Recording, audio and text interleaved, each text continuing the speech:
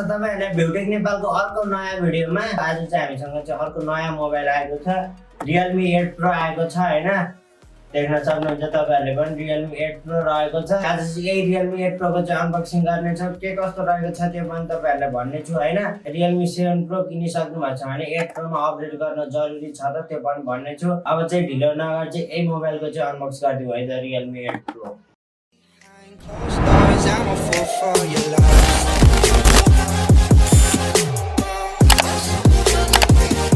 ल अब चाहिँ REALME 8 Pro को चाहिँ अनबक्स गरिदिउँ हैन। देख्न सक्नुहुन्छ REALME 8 Pro छ। अनि त्यसैगरी ब्याकमा चाहिँ हल्का फुल्का हाइलाइट चाहिँ गरेको छ। 108 मेगापिक्सल अल्ट्रा क्वाड क्यामेरा भनेको छ। अनि त्यसैगरी 50 वाटको सुपर डार्ट चार्जर रे 7 Pro मा याद छ भने तपाईहरुलाई 65 वाटको थियो हैन। अनि त्यसैगरी super slim and light design भनेको छ। 6.4 इन्च सुपर एमोलेड स्क्रिन फुल स्क्रिन भनेको छ। यो चाहिँ नर्मल 60 हर्ज नै रहेको छ। अनि त्यसैगरी Snapdragon 720G same REALME 7 Pro चाहिँ 4500 mAh ब्याट्री, त्यो नि सेम REALME 7 Pro चाहिँ है त। अब चाहिँ ढिलो नगरी चाहिँ मोबाइल अनबक्स गरिदिउँ हैन। सुरुमा चाहिँ यसको ऱ्याप नै हटाइदिउँ।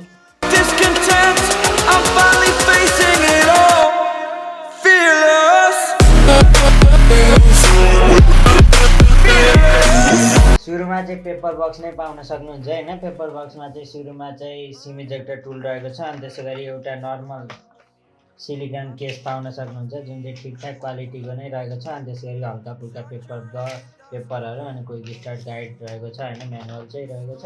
यसलाई पनि साइडमा लगाइदियो। अनि त्यसपछि चाहिँ हामीसँग चाहिँ यो चाहिँ ब्लू कलरमा रहेको छ। देख्न सक्नुहुन्छ इन्फाइनाइट ब्लू भनेको छ हैन। एकदम कडा, हेर्दा चाहिँ एकदम कडा लाग्यो मलाई चाहिँ, एकदम कडा देखिएको छ मोबाइल चाहिँ। एकैछिनमा हामी मोबाइल पनि हेर्नेछौँ। त्योभन्दा अगाडि चाहिँ 65 वाटको सुपर डार्ट चार्जर पाउन सक्नुहुन्छ। तर मोबाइलले चाहिँ 50 वाट मात्र चार्जिङ सपोर्ट गर्छ, त्यो चाहिँ अलिकति नराम्रो कुरा हो हैन। अनि त्यसैगरी एउटा type C USB A to C cable पाउन सक्नुहुन्छ। बक्सलाई साइडमा राखेर चाहिँ अब चाहिँ मोबाइल खोल्दिउँ है त। ल अब चाहिँ मोबाइल चाहिँ पेपरबाट चाहिँ बाहिर निकाल्दिउँ। देख्न सक्नुहुन्छ ऱ्यापरबाट चाहिँ बाहिर निकाल्दिउँ हैन। अहिले चाहिँ डिजाइन चाहिँ अलिकति चेन्ज गरेको छ। त्यसैगरी यो डिजाइन चाहिँ कसैलाई चाहिँ मन पर्न सक्छ, तर कसैलाई चाहिँ मन नपर्न सक्छ।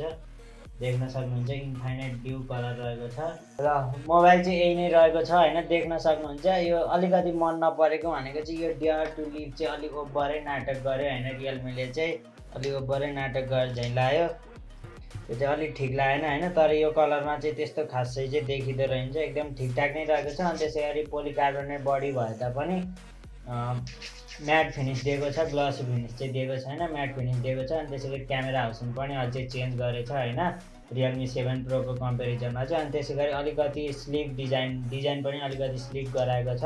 हेर्दा पनि अनि समाउँदा पनि अलि राम्रै फिल हुन्छ हैन, त्यस्तो हेभी वेट खाले फिल चाहिँ हुन्न। अब चाहिँ मोबाइल बुट गरेर चाहिँ डाइरेक्ट हेरौँ।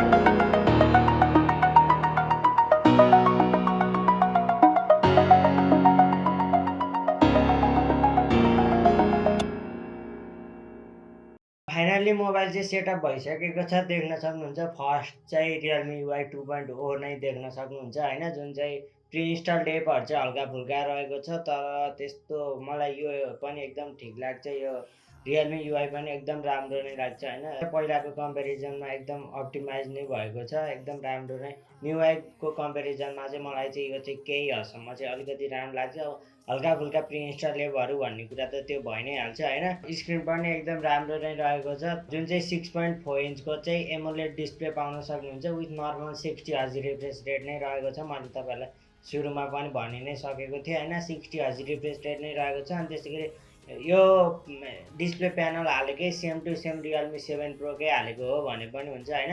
ब्राइटनेस लेभल पनि सेम REALME 7 Pro को जति नै छ। त्यो चाहिँ अलिकति अपडेट गर्न पर्ने झैँ लाग्यो मलाई। 6.4 इन्च चाहिँ आइडल स्क्रिन साइज नै रहेको छ, तर 120 हर्ज रिफ्रेस रेट दिएको भए चाहिँ अझै चलाउन अझै स्मुथ फिल हुन्थ्यो हैन। त्यो चाहिँ अलिकति मलाई चाहिँ कहाँ चाहिँ अलिक ठिक लागेन हैन। अनि त्यसैगरी डिजाइनको कुरा गर्न पर्दा चाहिँ पोलिकार्बोनेट बडी रहेको छ, तर as compare to REALME 7 Pro अहिले चाहिँ क्यामेरा हाउसिङ चाहिँ केही चेन्ज गरेको छ हैन। अलि अर्कै बनाउन खोजेको छ। अनि अहिलेकोमा चाहिँ अलिकति नराम्रो लाग्यो भनेको चाहिँ यहाँ डेयर टु लिभ भनेर एकदम भद्दा पाराले लेखेको छ। यति नर्मल रियलमी मात्र लेखे पनि एकदम राम्रो सुट गर्छ। अनि डिस्प्ले डिजाइनको कुरा गर्न हाल्यो। अनि डिस्प्लेमा चाहिँ तपाईँहरूले चाहिँ एमोलेड डिस्प्ले भएको कारणले चाहिँ इन डिस्प्ले फिङ्गरप्रिन्ट पाउन सक्नुहुन्छ, जुन चाहिँ रियलमी 7 प्रोको कम्पेरिजनमा चाहिँ अलिकति फास्ट भन्न मिल्छ होइन। अनि त्यसै गरी रेडमी नोट 10 सिरिजमा एमोलेड डिस्प्ले भए पनि इन डिस्प्ले फिङ्गरप्रिन्ट चाहिँ दिएको छैन, जुन चाहिँ यो कुरामा चाहिँ रियलमी चाहिँ अलिक राम्रो नै भन्नुपर्छ। एकदम ठिक नै रहेको छ। इन डिस्प्ले फिङ्गरप्रिन्ट एकदम राम्ररी नै गर्छ। लगभग रेडमी नोट 10 प्रो म्याक्सको साइड माउन्टेड फिङ्गरप्रिन्ट र रियलमी 7 प्रोको इन डिस्प्ले फिङ्गरप्रिन्ट इक्वल नै रहेको छ भन्न पनि मिल्छ होइन। अब यसको ब्याट्रीको कुरा गर्न पर्दा चाहिँ रियलमी 7 प्रोको तुलनामा चाहिँ अझै घटेछ भन्न पनि मिल्छ होइन। जुन चाहिँ ब्याट्री साइज चाहिँ सेम नै रहेको छ। 4500 mAh को ब्याट्री पाउन सक्नुहुन्छ विथ 50 वाट्स चार्जिङ सपोर्ट रहेको छ। फास्ट चार्जिङ त एकदम फास्ट चार्जिङ नै रहेको छ होइन। तर 50 वाटको चार्जिङ सपोर्ट दिएको छ। 65 वाटको चाहिँ रियलमी 7 प्रोमै दिएको थियो। चार्जर चाहिँ 65 वाट दिए पनि मोबाइलले चाहिँ 50 वाट चार्जिङ सपोर्ट मात्रै गर्छ भनेको छ होइन। त्यो चाहिँ अलिकति नराम्रो लाग्यो। तर 50 वाट पनि एकदम ठिक नै रहेको छ। यो प्राइस रेन्ज अनुसार चार्जिङमा चाहिँ केही कम्प्लेन रहेको छैन। तर एज कम्पेयर टु रियलमीको आफ्नै पहिलाको फोनभन्दा योमा त सक्सेसर भनेर निकालेपछि त होइन डिग्रेड गर्नु त जति प्राइस 10,000कै फोन भए पनि डिग्रेड त गर्न अलि मिल्दैन झै लाग्छ मलाई चाहिँ। तपाईँहरूको चाहिँ के धारणा रहेको छ तल कमेन्ट गर्न सक्नुहुन्छ होइन। नत्र ब्याट्री साइज अनि त्यसै गरी चार्जिङ सपोर्ट चाहिँ एकदम आइडियल नै रहेको छ। एकदम यो प्राइस रेन्ज अनुसार चाहिँ एकदम राम्रो नै भन्न मिल्छ होइन। अनि त्यसै गरी अब यसको अलिकति मन नपरेको भन्ने कि के भन्ने होइन, प्रोसेसरको कुरा गर्न पर्दा सेम टु सेम रियलमी 7 प्रोकै हालेको छ, जुन चाहिँ स्न्यापड्रागनको 720G रहेको छ। जुन चाहिँ तपाईँहरूलाई थाहा होला रियलमी 6 प्रोमा पनि यही स्न्यापड्रागनको 720G थियो। रियलमी 7 प्रोमा पनि यही स्न्यापड्रागनको 720G। रियलमी 8 प्रोमा आएर त अपडेट हुनपर्छ नि, तर अहिले पनि यही रियलमी 8 प्रोमा पनि 720G नै दिएको छ। त्यसै गरी प्रोसेसर पनि 720G normal 60Hz refresh rate होइन। डिस्प्ले नि अपडेट छैन। प्रोसेसर पनि सेम रियलमी 6 प्रोदेखि नै सेम प्रोसेसर रहेको छ। त्यो चाहिँ अलिक ठिक लागेन।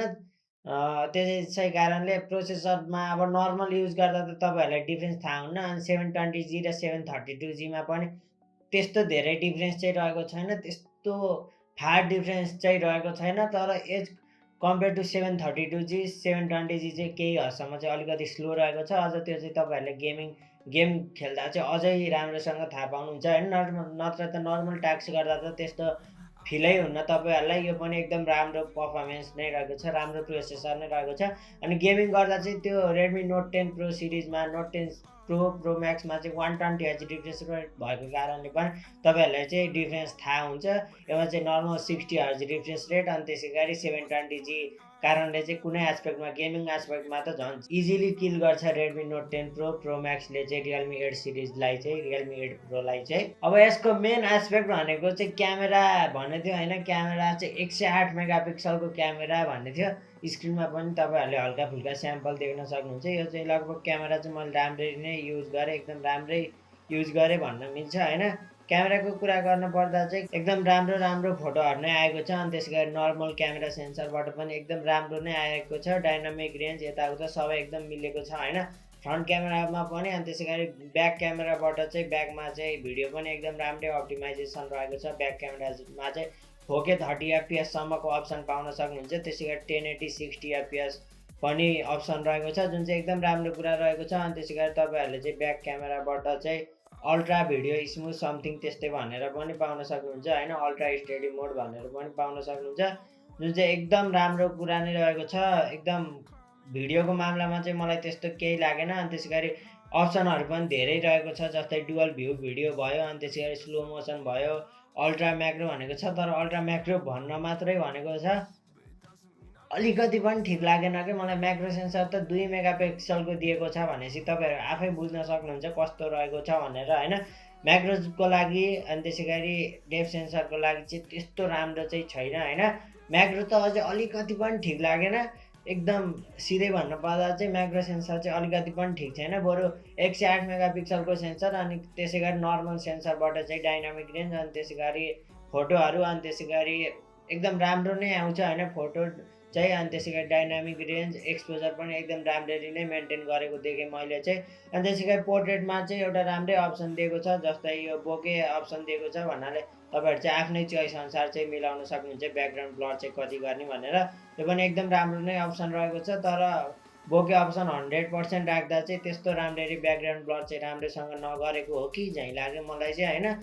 ठ्याक्क एकदम एज डिटेक्सन चाहिँ त्यस्तो राम्रोसँग चाहिँ नगरेको हो कि झैँ लाग्यो। लगभग नोट 10 प्रो म्याक्समा पनि सिमिलर नै रहेको छ एज डिटेक्सनमा चाहिँ, त्यस्तो केही कुरा भएन होइन। अनि त्यसै गरी एउटा यसको मेन फ्याक्ट भन्नुपर्दा अब डाइनामिक रेन्ज एकदम राम्रो छ, एक्सपोजर एकदम राम्रो छ त भने होइन। तर एकदम यसको मेन फ्याक्ट भनेको चाहिँ यो चाहिँ तपाईँहरू यदि फेसबुक इन्स्टा यताउता सोसियल मिडिया साइटमा हाल्नुहुन्छ भने चाहिँ तपाईँहरूलाई चाहिँ एकदम फोटोहरू चाहिँ सबै मोडबाट हानेको चाहिँ फोटोहरू चाहिँ एकदम बेस्ट लाग्छ, भिडियो पनि एकदम बेस्ट लाग्छ। तर एउटा कुरा चाहिँ मैले के नोटिस गरेँ भने यो चाहिँ सिर्फ आई प्लिजिङ मात्र छ कि आँखालाई हेर्दा मात्र, आँखाले हेर्दा मात्र राम्रो छ, नत्र डिटेल्स चाहिँ त्यस्तो राम्रो चाहिँ लागेन होइन। 108 मेगापिक्सल त अफकोर्स राम्रो हुन्छ, डिटेल्स एकदम राम्ररी नै मेन्टेन गरेको हुन्छ। तर आई प्लिजिङ फोटोहरू चाहिँ धेरै खिच्दो रहेछ भन्नाले नेचुरल फोटो भन्दा पनि अलिकति कलर चाहिँ अलिकति अप्टिमाइज, कलर अलिकति बढाएर, अब हल्का ग्रिन छ भने पनि अलिकति ग्रिन गराएर होइन,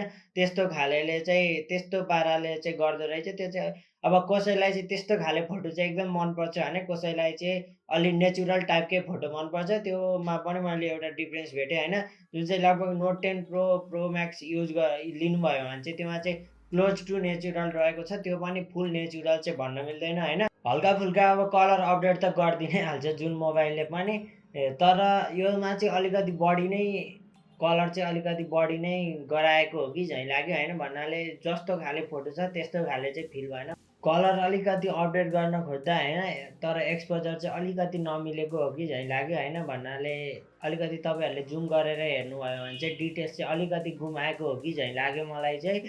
मैले डाइरेक्ट हेर्दा चाहिँ त्यस्तो फिल भयो होइन। नत्र तपाईँहरूलाई यदि आई प्लिजिङ फोटोहरू चाहिँ एकदम राम्रो लाग्छ, अब डाइरेक्ट होइन ठ्याक्क फोटो खिच्यो अनि हाल्यो गर्ने खाले फोटो मनपर्छ भने चाहिँ यो मोबाइलबाट चाहिँ अफकोर्स राम्रो आउँछ। तर नेचुरल टाइपको फोटो नै मनपर्छ मलाई, त्यो सबैको आफ्नो ओपिनियन हुन्छ।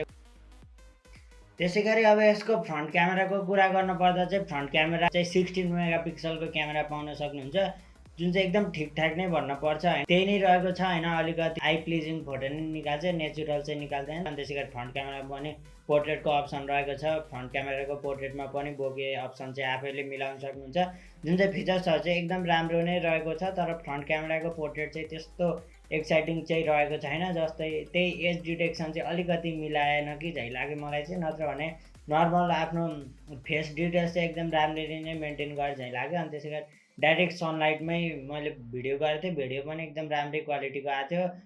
डाइनामिक रेन्ज चाहिँ एकदम राम्ररी मेन्टेन गरे झैँ लाग्यो मलाई फ्रन्ट क्यामेराबाट पनि।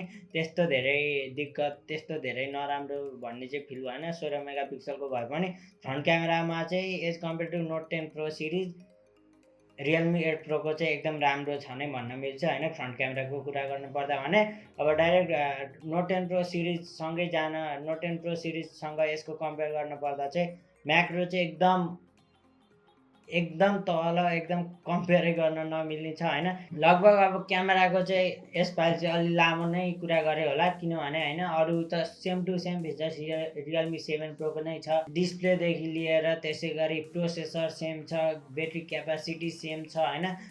अलिकति डिफ्रेन्स भनेको चाहिँ यही 3टा क्यामेरा भन्दा पनि मेन 108 मेगापिक्सलको क्यामेरा हो, जुन चाहिँ अब त्यहीमा चाहिँ मैले मेन फोकस गरेँ अरूभन्दा पनि।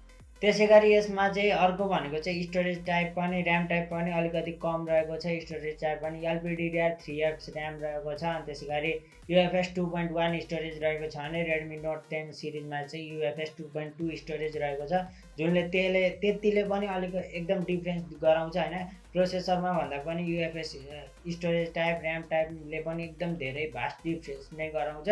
त्यसै कारणले पनि यदि गेमिङको लागि, क्यामेराको लागि, अब क्यामेरा त तपाईँहरूको आफ्नै पर्सनल ओपिनियन हुन जान्छ होइन, तर मेरो ओपिनियन अनुसार चाहिँ गेमिङको लागि, क्यामेराको लागि, डिजाइनको लागि, डिस्प्लेको लागि, सबै एस्पेक्ट अनुसार चाहिँ रेडमी नोट 10 प्रो चाहिँ फार बेटर नै छ रियलमी 8 प्रोको कम्पेयरमा चाहिँ। अब त्यो चाहिँ मेरो ओपिनियन हो, तपाईँहरूलाई चाहिँ के कस्तो लाग्छ तलपट्टि कमेन्ट गर्न सक्नुहुन्छ। अब आजको लागि चाहिँ भिडियो यही नै रहेको छ। यदि भिडियो मन पर्यो भने लाइक एन्ड सेयर गर्न नबिर्सिनु होला। अब अर्को भिडियोमा भेट हुने नै छौँ। अहिलेको लागि बाई बाई। Keep viewing.